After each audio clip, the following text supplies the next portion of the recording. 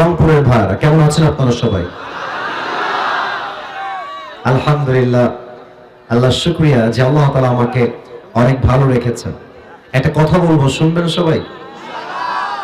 এত আস্তে তো রংপুরের মানুষ কথা কয় না, ব্যাপার কি? শুনবেন সবাই? আপনারা সবাই শুনবেন? বাংলাদেশে অনেক বিভাগ আছে, অনেক জেলা আছে। আমার হাতে কোরআন দেখা যায়? কথা বলেন না কেন? দেখা যায়। কোরআন হাতে নিয়ে কসম করা জায়েজ নেই। কসম হবে একমাত্র এক সত্তার নামে। বলেন সবাই, তিনি কে? আমি জাস্ট আমার হাতে কোরআনটা রেখেই বলছি, পুরো বাংলাদেশ আমি সফর করেছি। এমন কোন জেলা, এমন কোন বিভাগ নেই যেখানে আমি যাই নাই। আমি সবাইকে ভালোবাসি, সবাই আমার ভালোবাসার মানুষ। আমার সামনে মিডিয়া আছে, এটা রেকর্ড হচ্ছে, অনেকের ফোনেও এটা রেকর্ড হচ্ছে।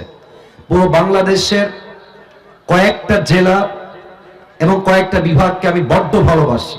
তবে পুরো বাংলাদেশের মাঝে একটা বিভাগকে আমি সবচেয়ে বেশি ভালোবাসি। ওয়াল্লাহি বিভাগটার নাম হচ্ছে রংপুর বিভাগ। সবচেয়ে বেশি ভালোবাসি। এখন প্রশ্ন হতে পারে, হুজুর আপনি রংপুরকে কেন বেশি ভালোবাসেন আর মিডিয়ার সামনে ওপেনলি আপনি কেন বলছেন? আপনি তো সব জেলায় যাবেন, সব বিভাগে যাবেন, রংপুরকে আপনি টপ লিস্টে 1 নম্বরে রাখলেন কেন? এর একটা বিশেষ কারণ আছে। 1 নম্বর কারণ হচ্ছে দেশটা যে সেকেন্ড টাইম স্বাধীন হয়েছে, আমরা যে আজকে স্বাধীন মাতৃভূমি বাংলাদেশ আবার পেয়েছি, এর দ্বিতীয় সূচনায় শুরু হয়েছিল এই রংপুরের মাটি থেকে। 1 নাম্বার এই জন্য ভালোবাসি। 2 নাম্বার আরো একটা বিশেষ কারণে ভালোবাসি। এর কারণ হলো রংপুরের মানুষের মতো ভালো মানুষ এবং ভালোবাসার মানুষ অন্য জেলায় সহজে খুঁজে পাওয়া যাবে না। আমার কপাল যে রংপুরে শ্বশুর বাড়ি থাকতো, খুব ভালোই হইতো আমার। রংপুরের মানুষ যে মানুষকে এত ভালোবাসতে পারলো, না দেখলে আপনি বুঝতেই পারবেন না, ঠিক কিনা বলেন? আল্লাহ আমার রংপুরের মানুষগুলোকে কবুল করে দিক, পরের সময় আমিন। আমার এই সিজনের শেষ প্রোগ্রাম রংপুরে আজকে। এই সিজনের রংপুরের প্রোগ্রাম আজকে এটার মাধ্যমে শেষ হবে। প্রবাদ বাক্যে একটা কথা আছে, শেষ ভালো যাক। আপনার কথা বলেন না কেন আমার সাথে? শেষ ভালো যাক। আমি আমার সব ভালোটা চাই আজকে। আপনারা সবাই দিবেন তো আমাকে ইনশাআল্লাহ? সাউন্ডও পারফেক্ট হয়ে গিয়েছে এবং আজকে রংপুরে আমি যা দেখতে পাচ্ছি, আমার ডানে, আমার সামনে, আমার লেফট সাইডে, আমার মনে হচ্ছে আজকের মাহফিলে যত অডিয়েন্স এসেছে এই তাফসীর মাহফিলে, if I'm not making any mistake, যদি আমার ভুল না হয়ে যায়, তবে আমি বলতে বাধ্য হচ্ছি আজকের মাহফিলের 90 ভাগেরও বেশি শ্রোতা কলিজার টুকরা যুবক ভাইয়ের আজকের মাহফিলে। আল্লাহ আমার কলিজার টুকরা যুবক ভাইদেরকে কবুল করুন, পরের সময় আমিন। আর যে আব্বা জানরা এসেছেন, যে মুরব্বীরা এসেছেন, ওয়েলকাম, ওয়েলকাম ইন দিস তাফসীর প্রোগ্রাম। আমি সমস্ত মুরব্বীর জন্য দোয়া করে দেই, আল্লাহ আমার মাথার তাজ, আমার কলিজার টুকরা মুরব্বী আব্বা জানদেরকে ইসলামের সৈনিক আবু বকর রাদিয়াল্লাহু তাআলা আনহুর মতো কবুল এবং মঞ্জুর করুন, পরের সময় আমিন। আমি উঠেছি একটু দেরি করে, আপনাদের এখানে আসতে গিয়ে রাস্তায় একটু ভুল হওয়ার জন্য এবং পাশাপাশি শোডাউন করা হয়েছে অনেক বেশি করে, তাই আসতে লেট হয়ে গেছে। আমি চেয়েছিলাম 10:30টায় উঠে 11:30-এর মধ্যে ক্লোজ হবে, জাস্ট বিকজ লম্বা ওয়াজের চাইতে ফজরের জামাতটা 1000 গুণ বেশি দামি রংপুরের ভাইরা। কথা ঠিক আছে কিনা? লম্বা সময় ওয়াজ আমি কোথাও করি না, এখানেও করব না। তবে একটা কথা সবাইকে আবদার রাখতে চাই, যেহেতু আপনারা আমার ভালোবাসার লিস্টে 1 নম্বরে আছেন, অতএব যদি ওয়াজ চলাকালীন একটা মুরব্বী অথবা একজন যুবক উঠে যায় উইথাউট মাই পারমিশন, আমার অনুমতি ছাড়া, লুঙ্গি টান দিয়ে ধরে বসাই দেবেন। পুরো বছরে একটা দিন মাহফিল, ওয়াজ হবে, দোয়া হবে, দোয়া ছাড়া এই মাঠ কেউ ছাড়তে পারবে না আজকে। আল্লাহ দোয়া পর্যন্ত থাকার তৌফিক দান করুন, পরের সময় আমিন।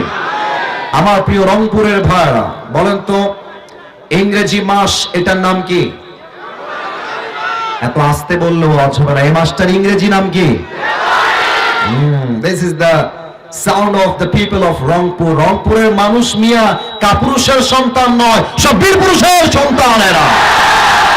আচ্ছা বলেন তো আরবি মাসটার নাম কি এই মাসের? মাশাআল্লাহ। আরেকবার বলেন সবাই, নাম কি? সামনে একটা মাস আসছে, পবিত্র মাস, মাসটার নাম কি? রমাদান আমাদের সামনে আসতেছে। আমরা কি খুশি না বেজার? আমরা রমাদানকে ওয়েলকাম জানাই এবং আমরা এই যে সোনামণি, বসো বসো বসো বসো, ওকে ওকে বসাই দাও, কোলে করে বসাই দাও, উঠা যাবে না, উঠা যাবে না। আমরা রমজানের জন্য দোয়া করে দিই, আল্লাহ রমজান পর্যন্ত আমাদের সবাইকে তুমি নেক হায়াত দান করে দাও। পরের সময় আমিন। আজকে যতটুকু ওয়াজ হবে রমজানকে নিয়ে আমি কিছু কথা বলার, হাইলাইট করার চেষ্টা করব। এবং আজকে আমি জাস্ট একটি আয়াত সর্বপ্রথম তেলাওয়াত করেছি। লম্বা সময় জুড়ে আমরা এই আয়াতের তাফসীর শ্রবণ করব। রাজি আছেন তো সবাই ইনশাআল্লাহ? সবাই কেমন রাজি আছেন তাকবীর দিয়ে প্রমাণ দিবেন। নারায়ে তাকবীর। আচ্ছা, রমজান মাসে খাওয়া দাওয়ার দুইটা পার্ট আছে। দেখা যাক, আমি একটা বলি, আপনারা আরেকটা বলবেন। আমাদের রমজানের রোজা শুরু হয় সাহরি দিয়ে আর শেষ হয় কি দিয়ে? মাশাআল্লাহ। আরেকবার বলেন, শেষ হয় কি দিয়ে? আমি শুরুতে একটা বিষয় সতর্কতামূলক সবাইকে মেসেজ দিতে চাই, এবং আমার এই মেসেজ শেষ হয়ে গেলে কোরআন থেকে আমি একটা নির্দিষ্ট বিষয়ে নির্দিষ্ট আয়াত থেকে তাফসীর রিপ্রেজেন্ট করতে চাই। ইফতারির সময় মানুষ এমন কিছু ভুল করে যে ভুলগুলোর জন্য মানুষের রোজার বরকত নষ্ট হয়ে যায়, রোজার ফজিলত নষ্ট হয়ে যায়, রোজার মাহাত্ম্য, রোজার সিগনিফিকেন্স আমরা হারিয়ে ফেলি। আমি রিসার্চ করে পেয়েছি, মানুষ যখন ইফতারি করে 5টা ভুল এমন করে যে ভুলের জন্য মানুষের রোজার ফজিলত, সওয়াব, মাহাত্ম্য, সিগনিফিকেন্স নষ্ট হয়ে যায়। আমরা 5টা শুনবো যাতে করে আমাদের কারো এই ভুল না হয়। রাজি আছেন তো সবাই ইনশাআল্লাহ? তুমি সাউন্ড বাড়াচ্ছ কমাচ্ছ কেন? যা ছিল ঠিকঠাক ছিল তো। বেস বাড়াও, বেস বাড়াও, ক্লিয়ার করো। 1 নাম্বার, রমজান মাসে অনেকে দেখবেন ইফতারি খেতে বসে একটা ভুল সবাই করে, বেশিরভাগ মানুষ দেখবেন মোবাইল ফোন নিয়ে রেডিওর আজান কখন হবে তারা রেডিওর আজানের অপেক্ষায় থাকে। এটা ভুল ধারণা, মাথায় রাখবেন। হাদিসে এসেছে, নবী করিম সাল্লাল্লাহু আলাইহি ওয়াসাল্লাম বলেছেন, যখনই ইফতারির সময় হবে তোমরা তোমাদের ইফতারিকে গ্রহণ করো, আজানের জন্য অথবা অন্য কিছুর জন্য অপেক্ষা করবা না। দেখেন, আপনি যখন রেডিওর আজানের অপেক্ষা করেন, মাথায় রাখবেন, মনে করেন যে রেডিওর আজান হচ্ছে 6টা 5-এ। দেখা যাক আমার শ্রোতা অ্যাক্টিভ আছে কিনা। রেডিওর আজান 6টা কততে? এত আস্তে তো রংপুরের মানুষ কথা কয় না। 6টা, আর আপনার ইফতারির টাইম হলো জেলার 6টার সময়। এখন 6টার সময় ইফতারির টাইম হয়ে গিয়েছে, and you are waiting for the azan of radio. রেডিওর আজান দিলে আপনি ইফতারি খাবেন। তাহলে আপনি যদি রেডিওর আজান অপেক্ষা করেন, আপনার ইফতারি 5 মিনিট পিছিয়ে গেল, তাহলে আপনি নবীর সুন্নাহ অনুযায়ী টাইমকে মেইনটেইন করতে পারলেন না। অতএব এখন থেকে নিয়ত করে রাখেন, ইফতারির যখনই টাইম হয়ে যাবে, যেখানে যেই জেলায় যেই টাইম, ওই টাইমে ইফতারি খাবো। আজান দিলেই খেতে হবে এটা কোনো শর্ত নয়। আল্লাহ সবাইকে রাইট টাইমে ইফতারি গ্রহণ করার তৌফিক দান করুক। পরে সবাই আমিন। 2 নাম্বার মিস্টেক অনেকে করে, এটা বলতে গেলে আবার অনেক যুবক চিৎকার দিয়ে ঠিক বলে উঠবে, একটু ব্যালেন্স করে ঠিক বইল। কিছু ছেলে পেলে আছে সামনে ইফতারি রাখা, জান তুমি কি দিয়ে ইফতারি করবে আজকে? ইফতারি সামনে রেখেই চ্যাটিং করে। তো ছেলে রাখে, আমি তো আজকে বেগুনি করেছি, তুমি কি বেগুনি খাবা? জান তোমাকে দিয়ে আসবো। সব কনফার্ম জান্নাতি টাইপের মেসেজ তারা সেন্ড করে। এবং অনেক মুরব্বীকেও আমি দেখেছি ইফতারি সামনে রেখে আউল ফাউল কিচ্ছা কালাপ গল্প করে না। ইফতারির খাবার সামনে রেখে this is the right time to make সাপ্লিকেশন। আল্লাহর হাবিব বলেছেন ইফতারি সামনে রেখে যেই বান্দা আল্লাহর কাছে দোয়া করে আল্লাহ বান্দার দোয়াকে সঙ্গে সঙ্গেই কবুল করে নেয়। সুবহানাল্লাহ বলে। অতএব ইফতারি সামনে রেখে don't talk with your girlfriend, don't use the TikTok, don't use your YouTube. কোনো কিছু ইউজ হবে না, কোথাও টাইম ওয়েস্ট হবে না। ইফতারি সামনে রেখে অনলি দোয়া is allowed and nothing is allowed. ঠিক কিনা বলে? ইফতারি সামনে রেখে আমি সবার থেকে জানতে চাই আমরা সবাই হাত তুলে কি করব? একটু জোরে বলেন। ইফতারির সামনে আমরা হাত তুলে কি করব? 2 নাম্বার শেষ। 3 নাম্বার, অনেকেই ইফতারি খাওয়ার সময় মনে আমাদের জোশ উঠে যায়, খেয়ে দে পেট এমন লোড হয়ে যায়, মাগরিব পরে একটা ঘুম দেয়, তারপরের দিন সাহরি খাওয়া মিস হয়ে যায়। আর বিশেষ করে দেখবেন কিছু ছেলে পেলে আছে খাইতে বসলে গরু ফেল করে ফেলে, আর ইফতারি এমন ভাবে খায় জীবনে মনে খাবার চোখেই দেখে নাই। এটা হাদিসে নিষেধ আসছে, এত বেশি খাওয়া যাবে না। একটু ব্যালেন্স করো, একটু ব্যালেন্স করো। পানি খাও, ফলমূল খাও, আর জাস্ট একটা পেঁয়াজি বা আলুর চপ খাও। যত ভাজা পোড়া কম খাবা তোমার পেট ক্লিন থাকবে, যত কম খাবা ইবাদতে মনোযোগ থাকবে, যত কম খাবা শরীরটা ফিটনেসটা ভালো থাকবে। অতএব ইফতারি আসলেই আবেগ দিয়ে নয় বিবেক দিয়ে ইফতারি খাওয়া লাগবে। ঠিক কিনা বলে? আচ্ছা, বেশি খেলে ক্ষতি কি হয় খেয়াল করেন। খুব খেয়েছেন আর যখন উঠবেন দেখবেন যে আর উঠতেছে না, গা লেগে গেছে মাটির সাথে, তখন কি মনে হবে যে মাগরিবটা আজকে মসজিদে যাব না, বাসায় পড়ে নেই। মাগরিব পড়ে দেখবেন যে এত ক্লান্ত শরীর লাগবে যে আপনার তারাবি পড়ার মনটা হারায় যাবে। বিধায় ইফতারি হবে সীমিত, ইবাদত হবে বেশি বেশি। ঠিক কিনা বলে? 3 নাম্বার শেষ, বাকি আছে আর মাত্র 2টা। 4 নাম্বার, এটা বড় মারাত্মক জিনিস, খুব খুব খেয়াল করবেন। অনেকেই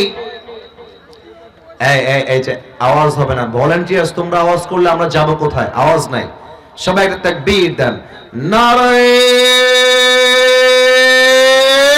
তাকবীর। আচ্ছা, আমার কথা কি বোঝা যায়? আমার কথা বুঝতে বা ভাষা বুঝতে কোনো সমস্যা আপনাদের হচ্ছে না তো? আচ্ছা, 4 নাম্বারটা খুব খেয়াল করবেন। এই মিস্টেকটা আমরা অনেকেই করে থাকি। অনেকেই দেখবেন ইফতারি সামনে রেখে সবার আগে পেঁয়াজি মুখে দেয়, সবার আগে আলুর চপ মুখে দেয়, মানে যার যেটা পছন্দ। অনেকে দেখবেন যে পানি এমনে হাতে নিয়ে এভাবে থাকে, শালা আজান খালি দিকে আছে, খেয়ে সাবার করে ফেলবো একেবারে।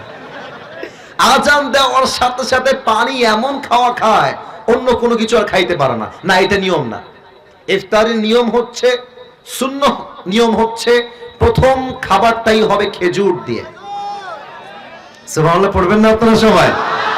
তাহলে আমার সঙ্গে উত্তর দেন, ইফতারির প্রথম খাবার আমরা শুরু করব পেঁয়াজি দিয়ে, আলুর চপ দিয়ে, না খেজুর দিয়ে?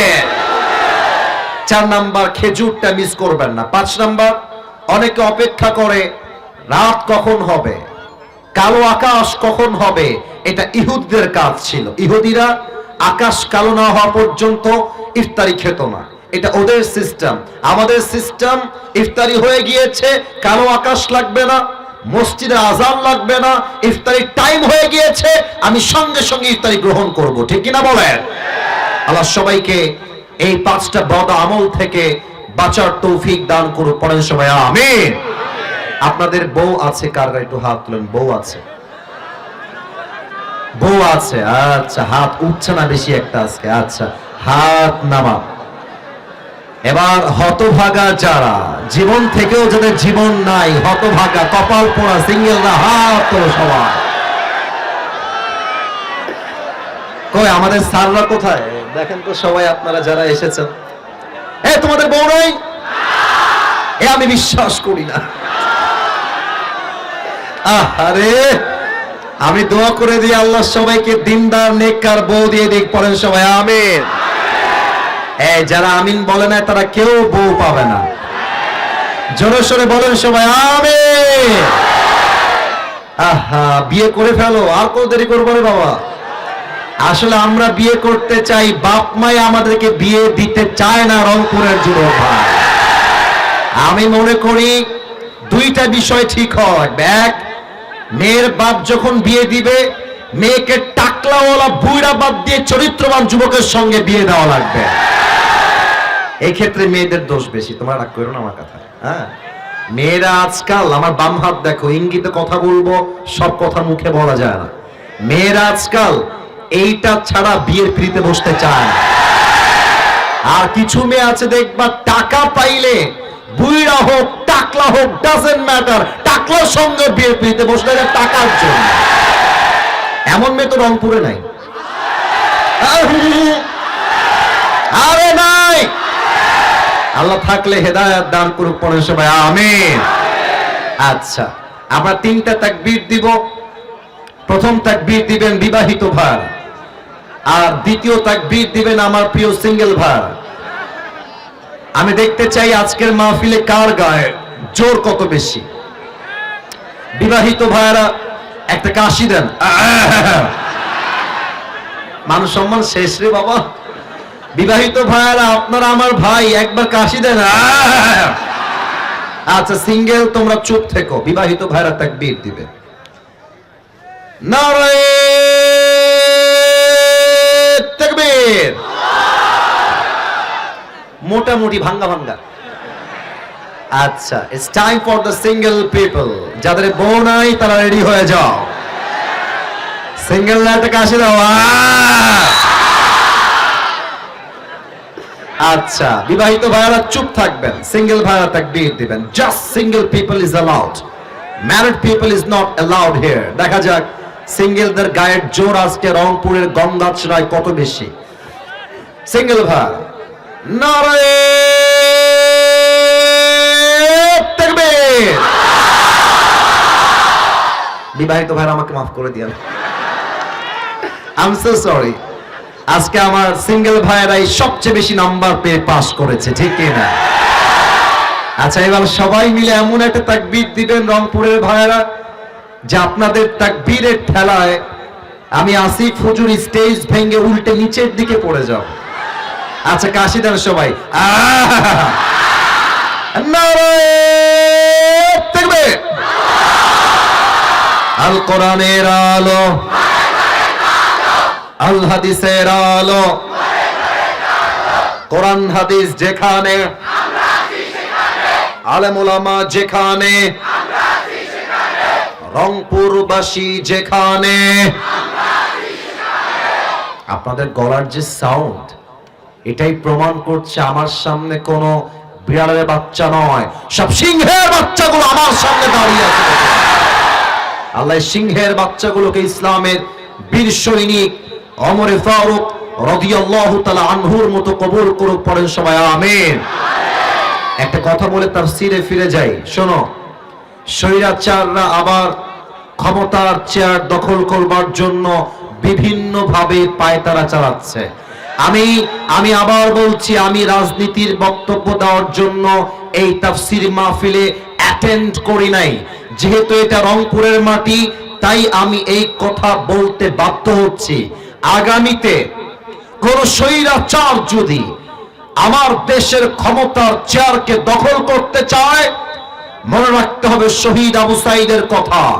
শহীদ আবু সাঈদ যেমন তার বুকের তাজা রক্ত দিয়ে শহীদ হয়ে দেশটাকে স্বাধীন করেছিল, আবার যদি জালেমকে নামাবার জন্য ডাক আসে, জিহাদ করে জীবন দিয়ে রক্ত দিয়ে আল্লাহর জমিনে আল্লাহর কোরআনের রাজ কায়েম করতে হবে, রক্ত দেওয়ার জন্য প্রস্তুত থাকবে। কাকা দুটো হাত তুলে আল্লাহকে দেখায় দাও।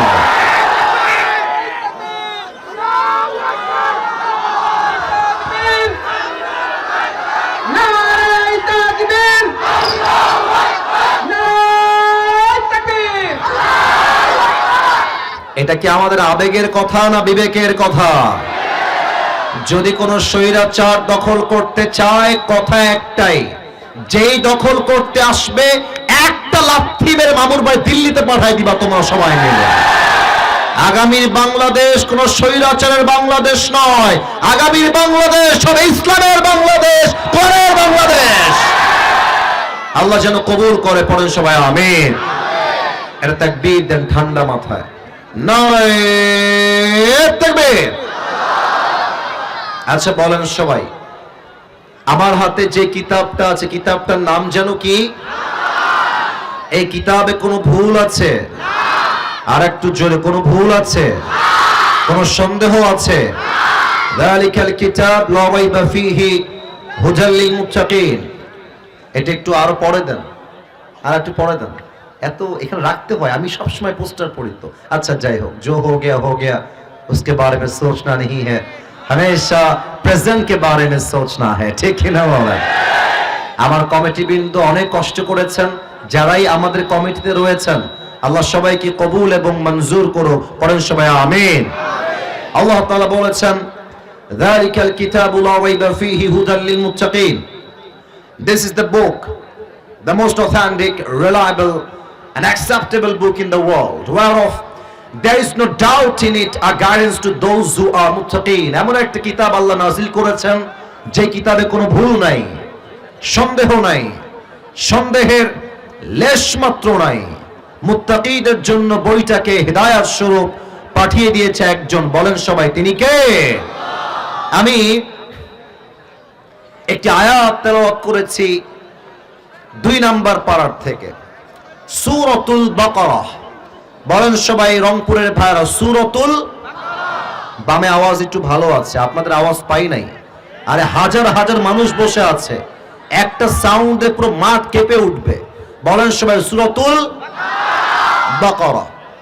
আমি যে আয়াতটা তেলাওয়াত করেছি এটা হচ্ছে সূরাতুল বাকারার 183 নম্বর আয়াত।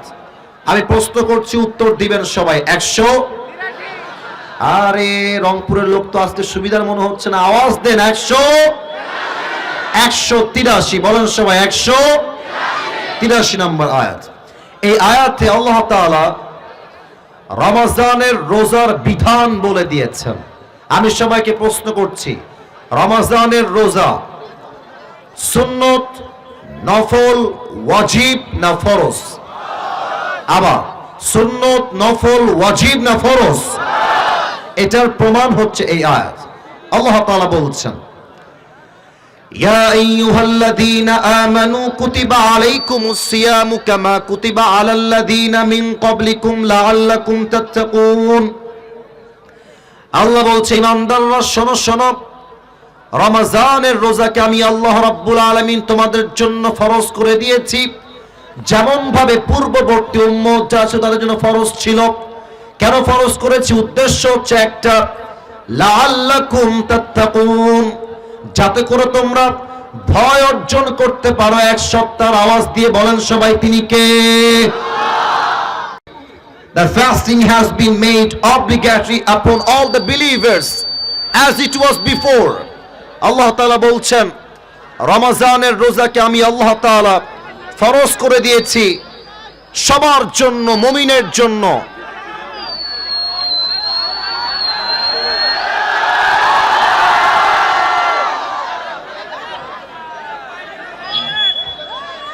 আচ্ছা বলেন তো, এত বড় একটা মাহফিলে এই ঝান্ডি, এটা তো মনে হচ্ছে বাদাম বিক্রি করা মাইক ভাই। না, কমিটির ভাইরা কাজটা একদম ঠিক করেন নাই। এত প্যান্ডেল, এত লাইটিং, সবার আগে মাইক ব্যবস্থা সবচেয়ে সুন্দর হওয়া দরকার। এখানে যদি আতিফ আসলাম আসতো তাহলে দেখতেন যে কেমন মাইক প্যান্ডেল নিয়ে আসতো তারা। মানুষজন বোঝে না, একটা গায়ক যদি হারাম গান বেঁকে এত ভালো মাইক পায়, আমরা কোরআন থেকে তাফসীর পেশ করব, আমরা কোয়ালিফাইড সাউন্ড সিস্টেম পাবো না কেন? যুবক ভাড়া বলো আমাকে তোমরা, মেহেরবানি করে এইটা করা যাবে না, যা আছে ঠিক করে দিবেন।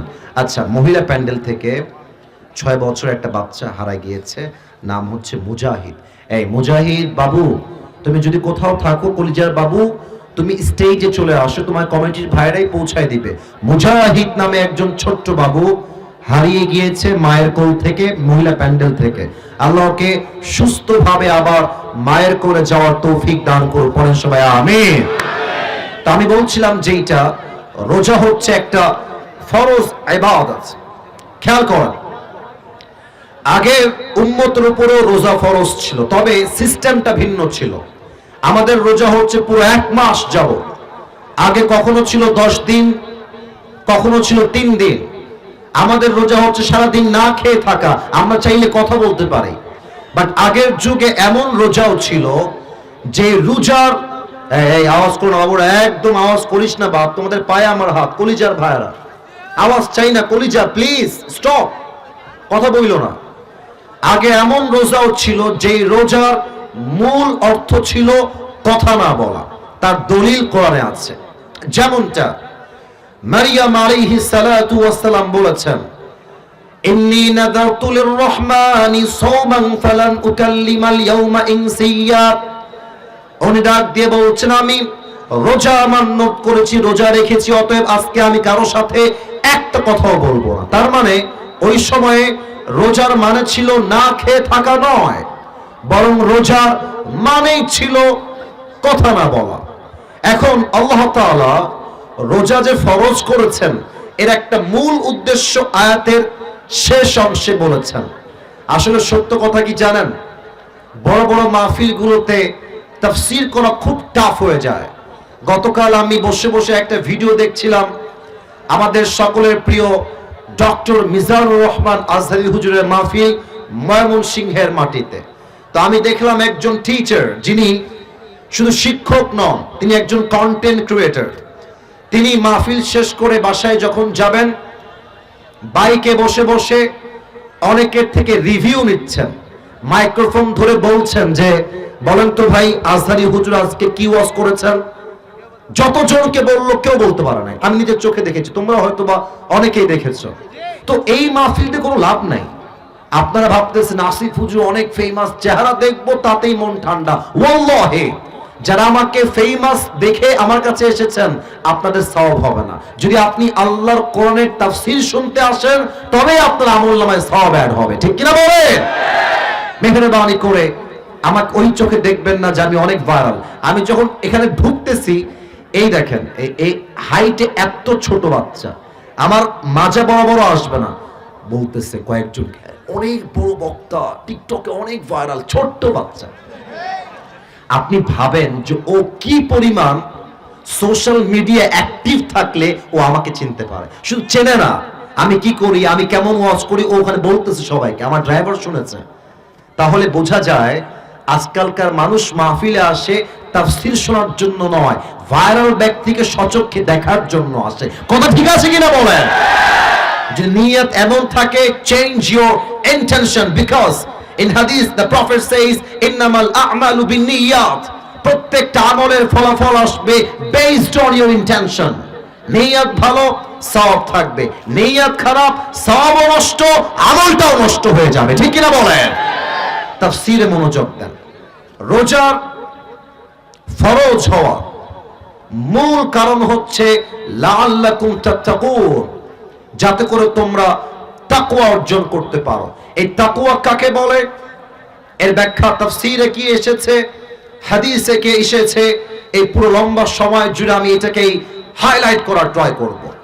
আমি প্রথমত হাদিস থেকে তাকওয়া দুটি অর্থকে আজকে হাইলাইট করতে চাই। নাম্বার 1, আচ্ছা একটু খেয়াল করেন, রংপুরে যদি কোনো জঙ্গল থাকে, আচ্ছা আপনারা সবাই আফ্রিকার জঙ্গলের নাম শুনেছেন? আচ্ছা আরো সহজ করে দেই, আমাদের বাংলাদেশ সুন্দরবন নাম শুনেছেন? আচ্ছা ভাবেন তো, রংপুরের কলিজার টুকরা গঙ্গাচড়ার ভাইরা, আমি যদি সুন্দরবনের বাগান দিয়ে হাঁটি, জঙ্গল দিয়ে হাঁটি, জাস্ট কি রাস্তা পাবো না সাপ বিচ্ছুও থাকবে? থাকবে। আচ্ছা জাস্ট কি রাস্তাই থাকবে না জঙ্গলে কাটাও থাকবে? কাটাও থাকবে, সব থাকবে। আসুন আমরা হাদিসে যাই। এই হাদিসটা আমি পেয়েছি ওমর ফারুক রাদিয়াল্লাহু তাআলা আনহুর ব্যাপারে। ওমর ফারুক রাদিয়াল্লাহু তাআলা আনহু একবার উবাই ইবনে কাব রাদিয়াল্লাহু তাআলা আনহুকে ডাক দিয়ে বলছেন, ইয়া উবাই ইবনে কাব, একটা প্রশ্ন তোমার থেকে জানতে চাই, আমাকে উত্তর দিবা কিনা বলো। উবাই ইবনে কাব বলছে, কি প্রশ্ন? আমাকে তুমি প্রশ্ন আগে বলো। ওমর ফারুক রাদিয়াল্লাহু তাআলা আনহু বলছেন, মা তা'রিফুত তাকওয়া, তাকওয়া কাকে বলে আমাকে বুঝায় দেন। তো উবাই ইবনে কাব বলছে, বোঝাবো, শর্ত আছে একটা, আমাকে একটা উত্তর দেন তো। আপনি কি উত্তর বলেন, প্রশ্ন কি? উবাই ইবনে কাব বলছে, আচ্ছা আপনি কি কখনো কাঁটাযুক্ত রাস্তায় হেঁটেছেন? কাঁটা, চতুর্পাশে কাঁটা, সাপ, বিচ্ছু, এমন রাস্তায় হেঁটেছেন? ওমর ফারুক বললেন, ইয়েস, আমি এমন রাস্তায় বহুবার হেঁটেছি। উবাই ইবনে কাব বললেন, কেমনে হেঁটেছেন, কিভাবে হেঁটেছেন আমাকে একটু বলেন। উনি বললেন যে আমি আমার পায়ে বুট জুতা, মানে শক্ত জুতা পরেছি, আর হাতে আমি লাঠি রেখেছি, যাতে করে আমাকে সাপ বিচ্ছু অ্যাটাক করলে আমি ডিফেন্স অ্যাটাক করতে পারি।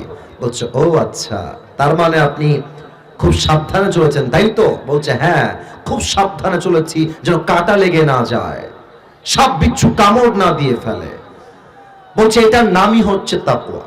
তো ওমর ফারুক, আমার চোখ দেখবেন সবাই, লম্বা চোখ করে তাকায় আছে আর বলছে, আপনি কি বললেন? কোথায় জঙ্গল, কোথায় কাঁটা, আর কোথায় তাকওয়া? আমি তো আপনার কথার আগামাথা কিছুই বুঝলাম না। প্লিজ এক্সপ্লেইন দিস ম্যাটার, আমাকে একটু ব্যাখ্যা করে বুঝায় বলেন। এবার উবাই ইবনে কাব বলছে, ইয়া ওমর, দুনিয়াতে যখন আপনি চলতে যাবেন, দুনিয়ার একদিকে আছে হালাল, আর একদিকে আছে হারাম। আমি রংপুরের যুবক এবং মুরব্বীদেরকে এই মুহূর্তে দুইটা অপশন দিচ্ছি। আমার দুইটা, look at my two fingers, দুইটা আঙ্গুল দেখেন, বলেন সবাই, সবাইকে আমি এই মুহূর্তে কয়টা অপশন দিব? না, এটা এই সাউন্ডে হবে না, বলেন সবাই কয়টা? এক নাম্বার, আমি আপনাকে একটা রংপুরে সরকারি চাকরি দিব, যার বেতন হবে ৮০,০০০ টাকা। বলেন সবাই কয় হাজার টাকা? এই তাকওয়া বুঝতে হলে এই এক্সাম্পলটা, you have to understand this example very clearly, আপনাকে বুঝতে হবে। ৮০,০০০ টাকার চাকরি, বেসরকারি না সরকারি? এই রে কথা কয়, এরা কথা কয় না রে বাবা। বেসরকারি না সরকারি? সরকারি চাকরি। বেতন কত হাজার? বেতন কত হাজার? ৮০,০০০। একটা অপশন। সেকেন্ড অপশন হলো, তোমাকে সরকারি চাকরি দিব না, তোমাকে একটা মুড়ির দোকান দিব, অথবা তোমাকে আমি ধানের খেতে কাজ করতে দিব, কাজ করে তোমাকে কামাই করতে হবে। তবে তুমি যদি ধানের কামাই বাদ দিতে চাও, মুড়ি বিক্রি করতে না চাও, তোমাকে সরকারি চাকরি নিতে হবে। শর্ত আছে একটা। কি শর্ত স্যার? শর্ত হলো, তোমাকে সরকারি চাকরি নেওয়ার পূর্বে ১০ লাখ টাকা ঘুষ দেওয়া লাগবে। আপনি যদি মুত্তাকি হয়ে থাকেন, আপনি কি বলবেন? আপনি বলবেন, যেই সরকারি চাকরি নেওয়ার জন্য আমাকে ১০ লাখ টাকা হারাম ভাবে ঘুষ দেওয়া লাগে, ওই চাকরির মুখে আমি লাথি মারি, আমি ভ্যান চালায় খাবো, আমি প্রয়োজনে ধানের খেতে কাজ করে খাবো, তবু আল্লাহর জমিনে, আল্লাহর বিধানের বাহিরে গিয়ে ১ পয়সা হারাম কামা আমি করতে পারবো না। ঠিক কিনা বলেন? This is called taqwa. You have to accept the halal and you have to avoid the haram. If you can do that, then you are the real believers and you are the real muttaqi. যদি বান্দা হালালকে অর্জন করতে পারে আর হারামকে avoid করতে পারে, সেই বান্দাই হচ্ছে প্রকৃতপক্ষের মুত্তাকি। ঠিক কিনা বলে? আর একটা অপশন দেই, যুবকরা বুঝবে ভালো। আমি তোমাকে 4টা মেয়ে দিব, 4টাই তোমার গার্লফ্রেন্ড হবে। এইসকে বললো রে, কানের নিচে লাগাবো একেবারে, কথা বোঝো আগে। আর একটা অপশন দিব, 4টা নয়, তোমাকে আমি একজন দিব, তবে সে তোমার হালাল বউ হবে। যে যুবকের হৃদয়ে আল্লাহর ভয় আছে, ও বলবে, আমি আমার 4টা হারাম গার্লফ্রেন্ডের গুল্লি মারি, আমার জীবনে একটা হালাল বউ হলেই তো আমার পুরো জীবনটাই কেটে যাবে। এটার নাম হচ্ছে তাকওয়া। হারামকে বাদ, হালালকে অ্যাকসেপ্ট করবেন। নাম্বার 2, আমি হাদিস খুঁজে পেয়েছি তাকওয়ার 2 নাম্বার অর্থ। আচ্ছা, এখন বাজে মনে করেন রাত 12টা। রংপুরের ভাড়া রাত বাজে কয়টা? আচ্ছা একটু তাকান তো এইদিকে, পুরো জায়গাটা দেখেন, এখানে লাইট আছে, ওই পাশে লাইট নাই। এখন যেই সময় আমরা আছি, এটা কি দিন না রাত? এরা বুঝেছে, আপনারা মনে হয় বোঝেন নাই। দিন না রাত? রাত। আচ্ছা, মনে করেন চতুর্পাশে কুয়াশা, কুয়াশা দিয়ে ভরা।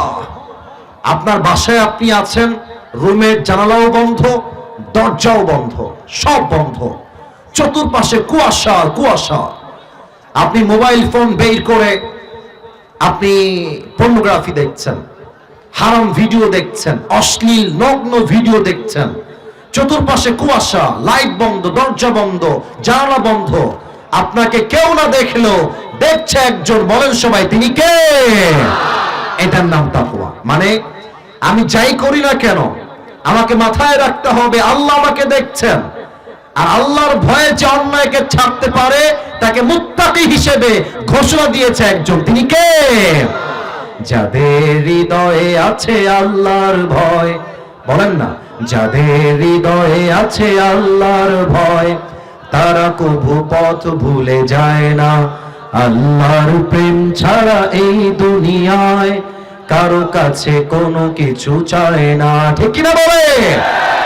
রাতের আধারে যারা সিজদাতে রয়, দু চোখের অশ্রুতে নদী যেন বয়, ছলনার হাত ছানি যতই আসুক, ছলনার হাত ছানি যতই আসুক, পেছনে ফিরেও সে তাকায় না। যাদের হৃদয়ে আছে আল্লাহর ভয়, তারা কভু পথ ভুলে যায় না। আল্লাহর প্রেম ছাড়া এই দুনিয়ায় কারো কাছে কোনো কিছু চায় না। ঠিক কিনা বলেন? এবার আসুন তাকওয়াকে আমি বর্তমান বাংলাদেশের সঙ্গে একটু মিলিয়ে দেখাই। 5 আগস্টের সকাল বেলাও যিনি আমাদের দেশের একজন প্রধানমন্ত্রী ছিলেন, নাম কি? অনেক ভালো মানুষ আমাদের আপা ছিলেন। অনেকে অনেক কষ্ট পেয়েছেন আপা চলে যাওয়ার জন্য। তো যারা কষ্ট পেয়েছেন বলবো, আপনারা বাংলাদেশে আছেন কেন? মামুন ভাই দিল্লি পালিয়ে যান, আপনাদের বাংলাদেশের কোনো অধিকার আপনাদের নাই যুবক ভাই। আমাদের আপা দেশটাকে একদম দেউলিয়া বানায় দিয়েছে, একদম দেউলিয়া বানায় দিয়েছে। এখানে অনেক বিএনপি আওয়ামী লীগ থাকতে পারেন, আমার সঙ্গে কারো কোনো মারামারি নাই। আমার কথা একটা, যারা দেশের ছাত্রদের বুক থেকে কাঁচা রক্ত ঝরিয়েছে, এই বাংলার জমিনে এদের বিচার না হলে জনগণ আইন তাদের হাতে তুলে দিতে বাধ্য হবে।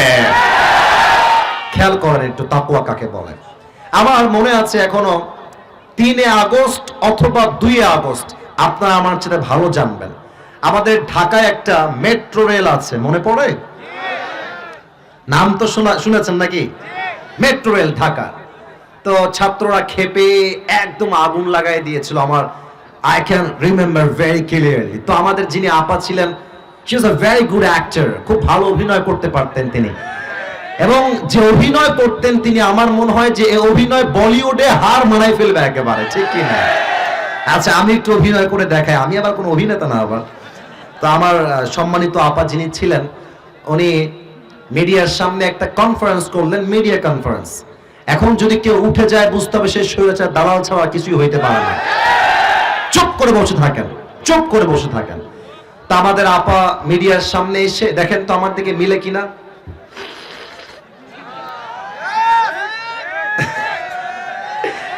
নাক মুছতেছিলেন আর বলতেছিলেন যে এটা ঠিক করতে 300 কোটি টাকা লেগে যাবে। I was very surprised যে यार 300 কোটি, ये तो बहुत बड़ा एक अमाउंट है। আমার মনে হয়েছিল না ছাত্ররা কাজটা ঠিক করে নাই, 300 কোটি লস, কাজটা একদম ঠিক হয় নাই। আমার মন তখন এটা আমাকে বলেছিল। তো আমার পরবর্তী সময় আমি দেখলাম 300 কোটি বহুত দূর কি বাত হ্যায়। এই মেট্রো রেল ঠিক হয়েছে মাত্র 23 কোটি টাকায়। তখন আমি বুঝে আসলাম, যেই আপা এক চান্সে 300 কোটি মারতে পারে, সেই আপা 16 বছরে কত কোটি মারতে পারে, হিসাবটা আপনারাই মিলায় নেন, হিসাবটা আপনারাই মিলায় নেন। অতএব একটা কথা স্পষ্ট ভাষায় বলছি, আমি জানি না বাসায় যাওয়ার সময় আমি নিরাপদ ভাবে বাসায় যাব কিনা, তবে আমি বলতে এক নম্বর উচ্চ কণ্ঠে ভাষায় বলছি, আগামীর বাংলাদেশে কোন নারীকে আমরা ক্ষমতার চেয়ারে চুল পরিমাণ আর বরদাস্ত করতে পারবো না। দুই নম্বর কথা, তাকবীর পরে আমাকে শেষ করতে দেন। দুই নম্বর কথা, আগামীর বাংলাদেশের প্রধানমন্ত্রী হবে এমন একজন পুরুষ, যেই পুরুষ একই সময়ে জাতীয় সংসদে দাঁড়িয়ে দেশের পক্ষে বক্তব্য দিবেন, আবার সেই পুরুষ ঢাকার জাতীয় মসজিদ বাইতুল মুকাররমে দাঁড়িয়ে জুমার খুতবা দেওয়ার যোগ্যতাও রাখবে রংপুরের ভাড়া। এমন প্রধানমন্ত্রী আমরা কারা কারা চাই, দুটো হাত তুলে আল্লাহকে দেখা দেয়।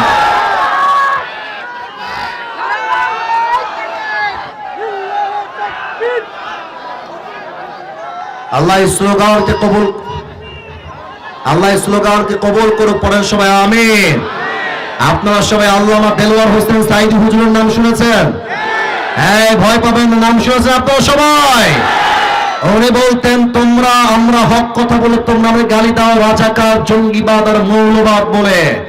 তবে মৌলবাদ বললে আমরা রাগ করি না, কারণ মৌল আসছে মূল থেকে। মূল মানে কোরআন, মূল মানে হাদিস, মূল মানে আল্লাহ তাআলা, মূল মানে হচ্ছে হিজ লাস্ট মেসেঞ্জার মুহাম্মদ সাল্লাল্লাহু আলাইহি ওয়াসাল্লাম। অতএব যারা আমাদেরকে মৌলবাদী বলে গালি দাও, আমরা সবাই মূলবাদী, তোমরা সবাই আগাবাদী। বলেন তো রংপুরের ভাইরা, গাছের আগায় শক্তি বেশি হয় না গোড়ায় শক্তি বেশি হয়?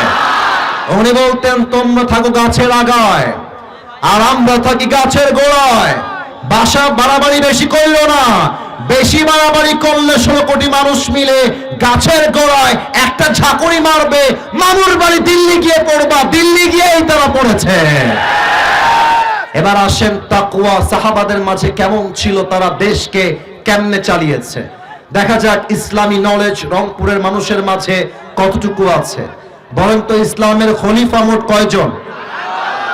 আমি তো আঙ্গুল দেখাই দিলাম, তাও বলেন না কেন? সবাই বলেন কয়জন?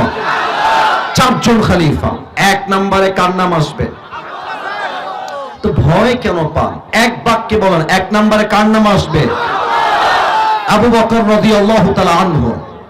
দেখেন তাকওয়া কাকে বলে।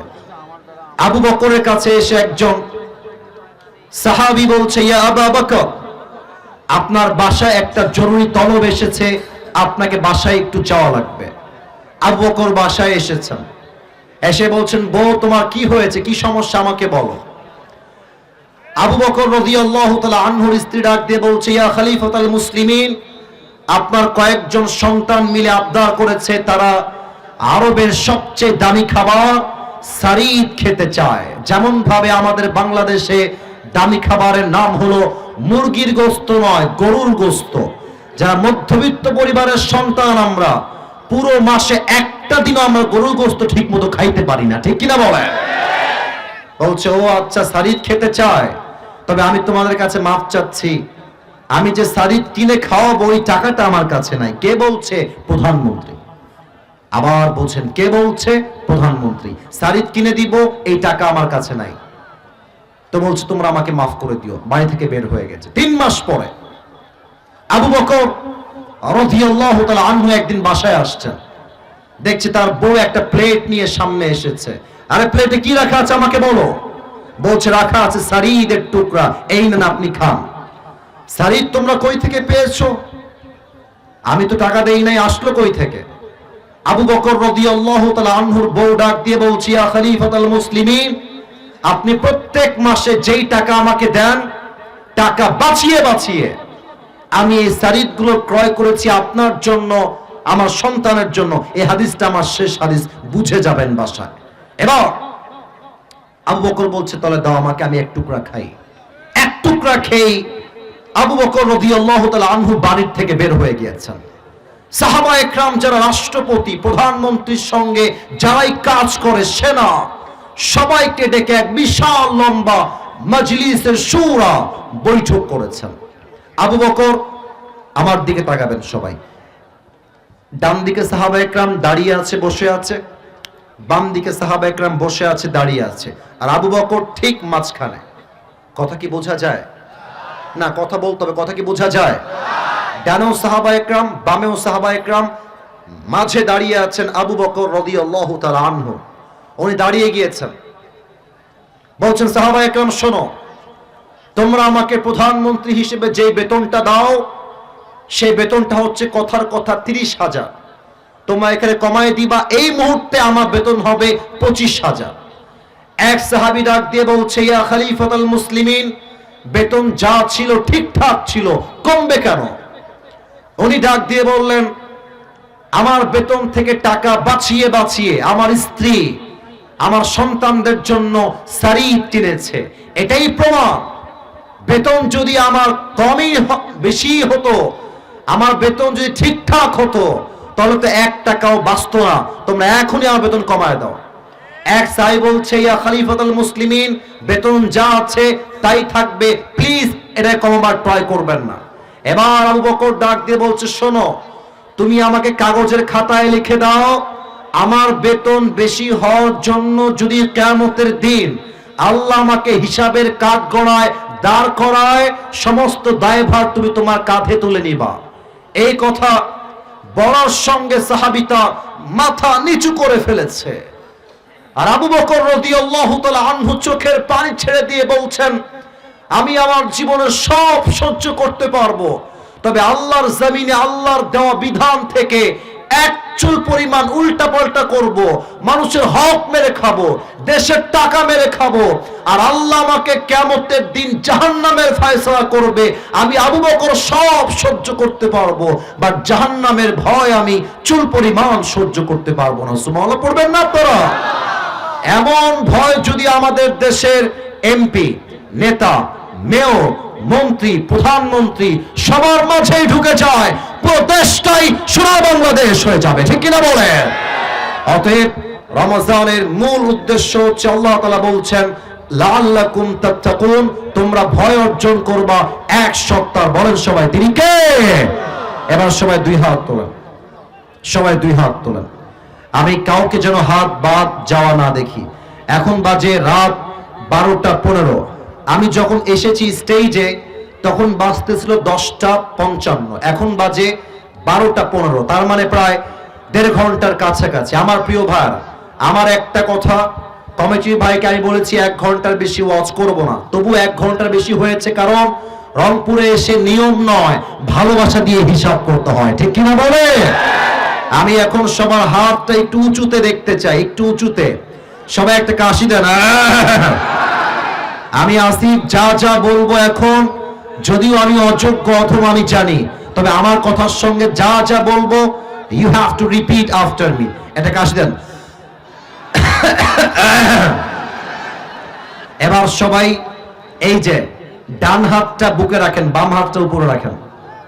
ডান হাতটা বুকে রাখেন, সবাইকে দেখতে চাই, ডান হাত বুকে, বাম হাত উপরে। বলেন সবাই, এই মাঝখানে কে ওঠে? এই বসো, বসায় দাও। আচ্ছা সবাই আমার দিকে তাকান, বাম হাত উপরে, ডান হাত আপনার বুকে। বলেন সবাই, আল্লাহ। একটু রংপুরের সাউন্ডে, আল্লাহ। আমি তোমার শাহী দরবারে দিল থেকে, আমার পেছনে অনেক সুন্দর অ্যাক্টিভ শ্রোতা, সামনে অ্যাক্টিভ দেখতে চাই। বলেন সবাই, দিল থেকে 2টা ওয়াদা করছি। 1, বলেন সবাই, 1, আমি রমজানের প্রত্যেকটা রোজা তোমার সন্তুষ্টির জন্য আদায় করব। এই ভাই নিয়ত করেন না, বলেন সবাই আদায় করব। বলেন সবাই ইনশাআল্লাহ।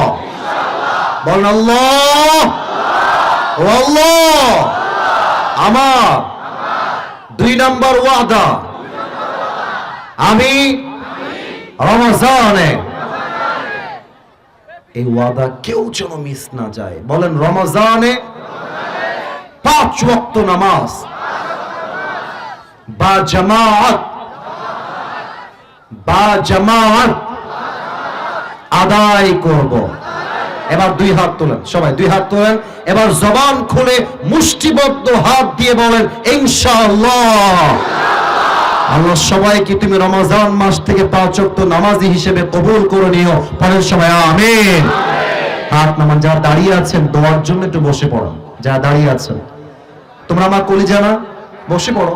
তোমরা আমার ভালোবাসো তো, বসে পড়ো। দোয়ার জন্য বসো, দোয়ার জন্য বসো। এই তো বসে গেছে, মাশাআল্লাহ মাশাআল্লাহ। ডানে যারা আছেন দাঁড়িয়ে থাকেন, জায়গা নাই বুঝতে পারতেছি। ওখানে কারা উঠতেছে? এই ছেলে পেলে, এই দোয়া ছাড়া কেউ যাবা না, খবরদার।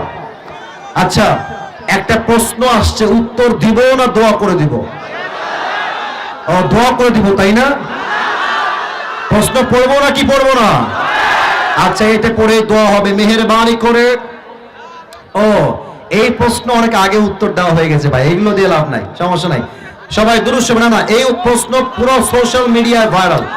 আল্লাহুম্মা সাল্লি আলা মুহাম্মাদ ওয়া আলা আলি মুহাম্মাদ কামা সাল্লাইতা আলা ইব্রাহিম ওয়া আলা আলি ইব্রাহিম ইন্নাকা হামিদুম মাজিদ। আলহামদুলিল্লাহি রাব্বিল আলামিন ওয়াসসালাতু ওয়াসসালামু আলা সাইয়্যিদিল আমবিয়া'i ওয়াল মুরসালিন ওয়া আলা আলিহি ওয়া আসহাবিহি আজমাইন। আল্লাহ রাব্বুল আলামিন গভীর অন্ধকার রাত, শরীরটা খারাপ, তবুও তোমার এই তাফসীর মাহফিলে কোরআনের বাগানে আমরা সবাই একসঙ্গে বসেছি। আল্লাহ, প্রায় 1 ঘন্টা 20 মিনিট যাবত আমি অধম যা বলেছি, আল্লাহ আমার ভুলগুলো